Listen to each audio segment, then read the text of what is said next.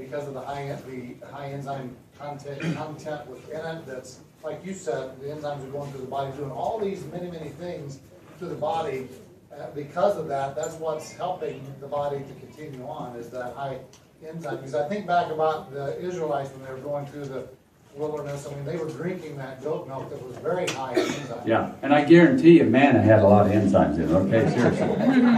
I'm serious. That was the perfect food, right? And while we're on that, because to me, this thing with enzymes is so crucial, because what happens is when you're talking about, having high content of enzymes. I lost my train of thought there for a second. I'll think of it in a minute. But there was something I wanted to say because it had to do with the immune system. Walking in the wilderness. You was on the manna. I was on the manna. It'll come to me. If it's important, it'll come out. Okay. So anyway, I just wanted to say about pH, that anything you can do. Now, they have these alkaline water machines.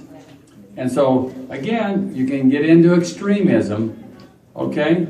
Now, my wife and I, we have a Kangen water machine. And when I started out, I drank the 9.5. Okay, now this is where wisdom comes in. If you go to China or to Japan, where they say you just need to stay on that 9.5 for the rest of your life. There's no side effects. This makes absolutely no sense to me, because that would be saying Father needed to make our bodies 9.5. So hear me out on this. So even though I have a Kangen water machine, and I have a lot of people that buy the high alkaline water, it's only temporary till I can get them to where they're normal. So we just drink the 7.0 water.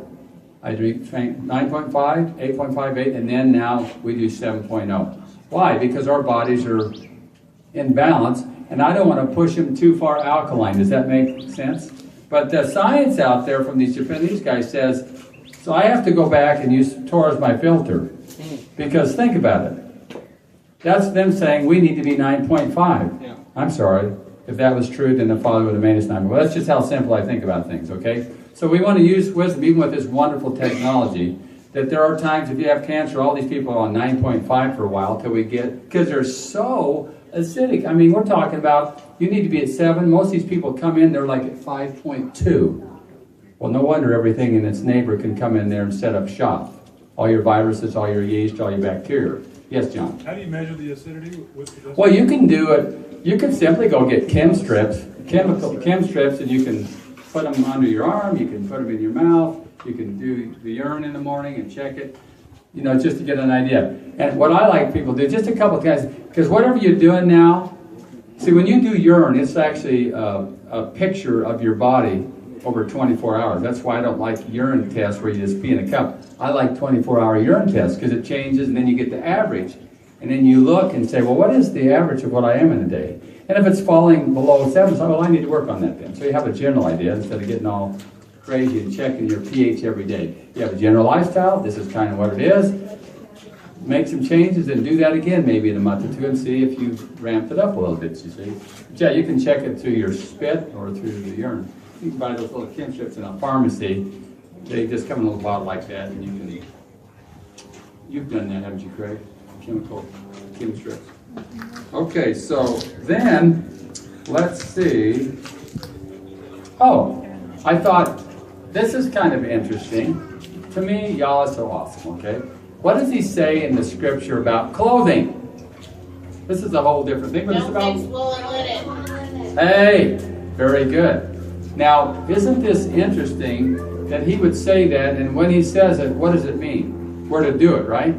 We don't need to know why, but now that we know scientifically, isn't it interesting that when you put wool and linen together, now this is a scientific fact, it literally pulls the energy out of the body, and if you wear it over the long term, it will kill you, literally. Isn't that fascinating? We didn't need to know that, but just by obeying him, we're being blessed beyond belief. We're not killing ourselves, okay? Okay.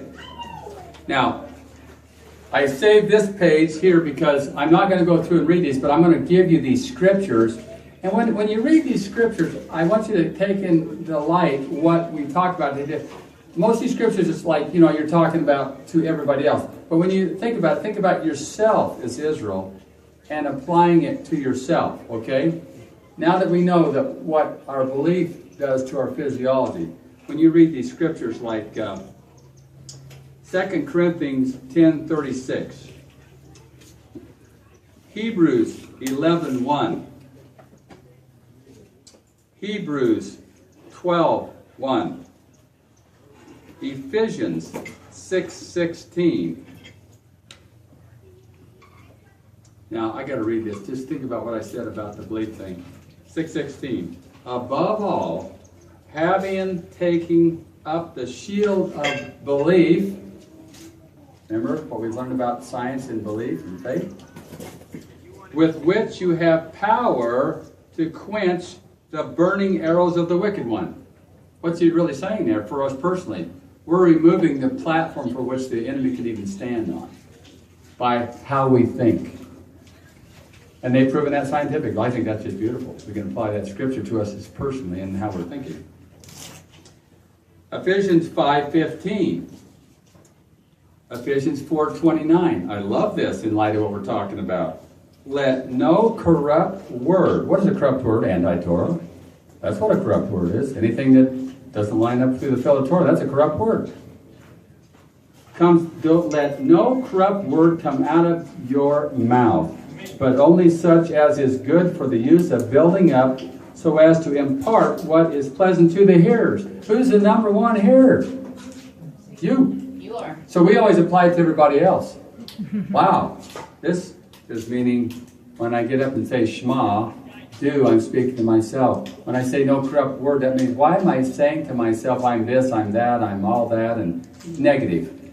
You're letting a corrupt communication come out and speak against this vessel that Father created. And we're saying that kind of thing. So, I mean, it's really something to ponder, isn't it?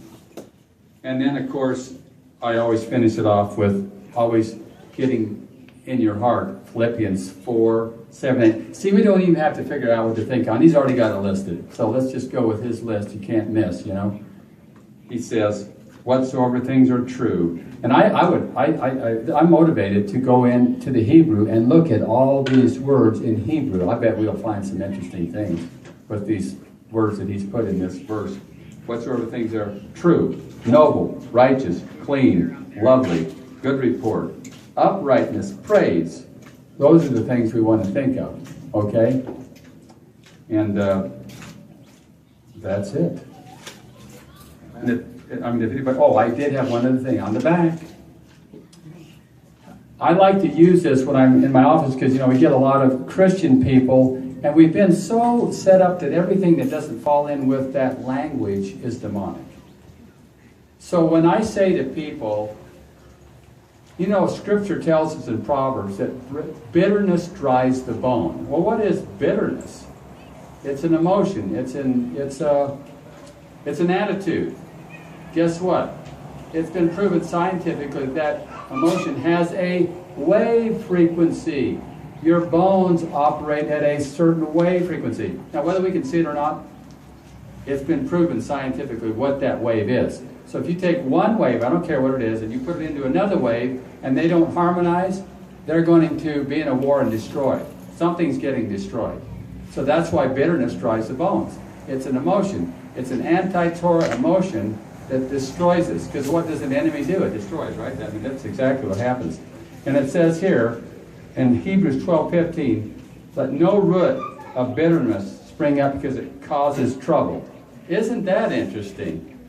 That's exactly what science has proved, that these emotions like this cause all kinds of serious physiological trouble. So it's just a different way to look at things when we read Scripture too and life itself. So thank you so much. I've really enjoyed this. And Mark? What he can do is, you guys can meet him, he can come out here, whatever, you can get your questions asked.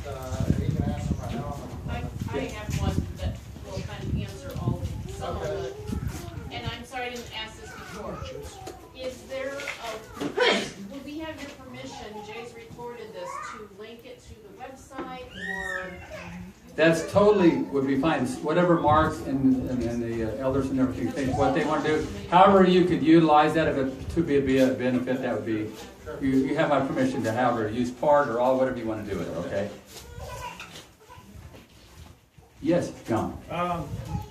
You talk about chewing the food, and then you talk about doing like a veggie mix. Are those in No, because you guess what you should do. chew your smoothies? Yeah, guess what you should do with your juice? What? Chew it. Doesn't that sound crazy? Because you still want to Okay. engage the enzymes in your mouth. Because most of that juice is carbs. Yes, it's broken down a lot, but hey, chew, chew, chew. Chew everything. Do you recommend apple cider vinegar for things? Apple cider vinegar, again, it's a fermented thing.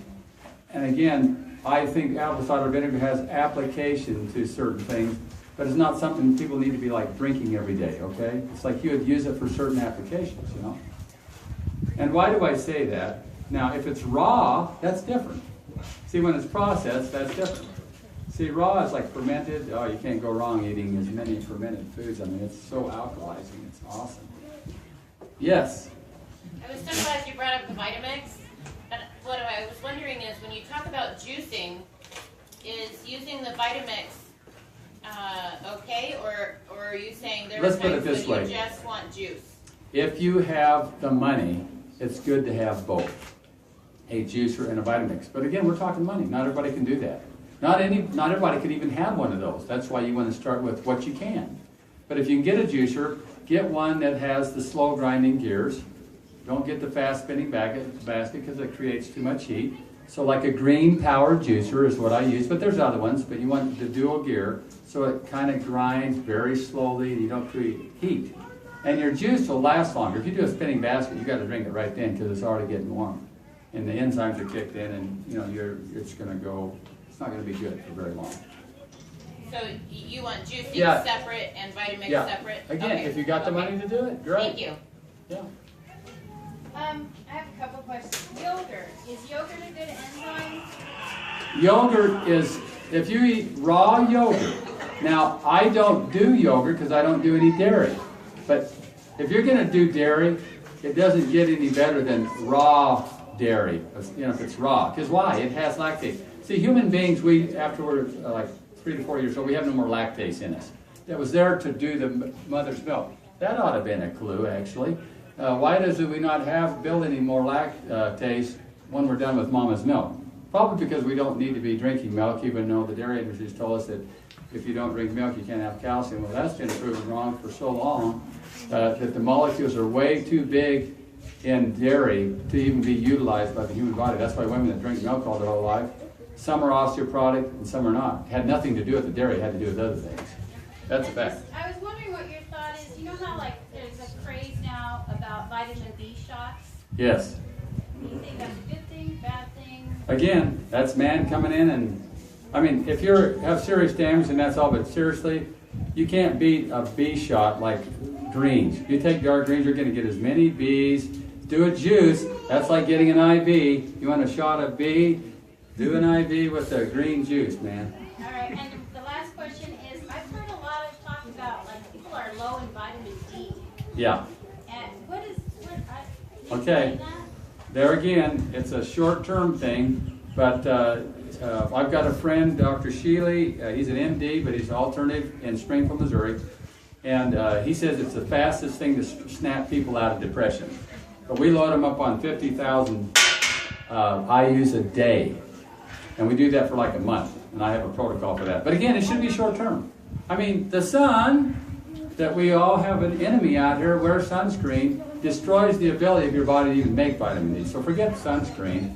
The body was made so that when you go out in the sun and it begins to turn pink, this is called, don't put any sunscreen on. When it begins to turn a little shade, your body says, hey, you got your vitamin D dose for the day. Then load it up. Then load it up with the sunscreen if you can stay out long. You see what I'm saying?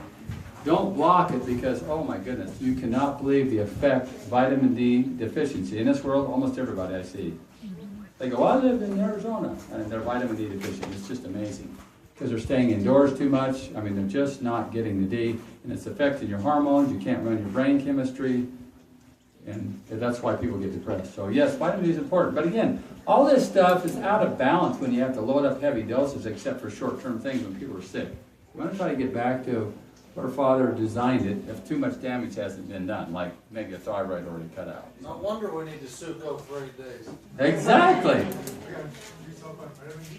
Okay, John. Is there a way to measure how effective your lymphs are? Or like if you did something, you had an exercise before. Can you Yeah. measure before Well, your and after? lymph system is measured by you taking a blood test. It shows how high your cells It's a are. blood test. Yeah. Okay.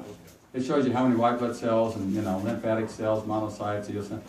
That's the way to do that. But see, I don't do much blood work. All this man invasion stuff, what I say is, like you're talking this morning, let's focus on what his name really is. Let's not get into arguments. I'd say the same thing. If you're doing what you know to do to be healthy, it's the best it's going to be, no matter how calm down. What the difference is if you go get a CAT scan and they see, what are they going to do about it? Cut it out? You just spent all that money, you got radiated? It's like, why don't you just do what the Father tells you to do, knowing by faith He's created your body to heal itself. And even if you die, you go out doing the best you could. You're not trying to save yourself, you're trying to follow His instructions. You see what I'm saying? And I'm not saying there's anything wrong with surgery. We got some great surgeons. But as Torah keepers, we need to, a lot of us come into this, maybe we already have hip replacements and stuff like that. So what? That's in the past. That reminds me, this is extreme. Write this down. This is an extremely important statement. Every minute that you spend focusing on the past or worrying about the future, you just stole one from the present. So how would you know what the Father's going to do? You'll never know. Quit wasting time back there. I don't care whether it's good or bad, whether it's a good or bad thing. Unless the Father directs you that you need to speak about your past or something because it's going to be a benefit. But in general, we worry about the future and the past. We are wasting His present time moment. I mean, that is something to ponder on. We want to stay here. We want to be a doer. When we're focusing back there, we're not doing. We're going back here where there's nothing we can do anything about. Or we're going up here where we don't have a clue. It may be something we're worrying about. Why are you projecting? Wow, you're missing the opportunity of the moment. So just kind of ponder that a little bit. Okay, Mike? Mark? That's good. Thank you.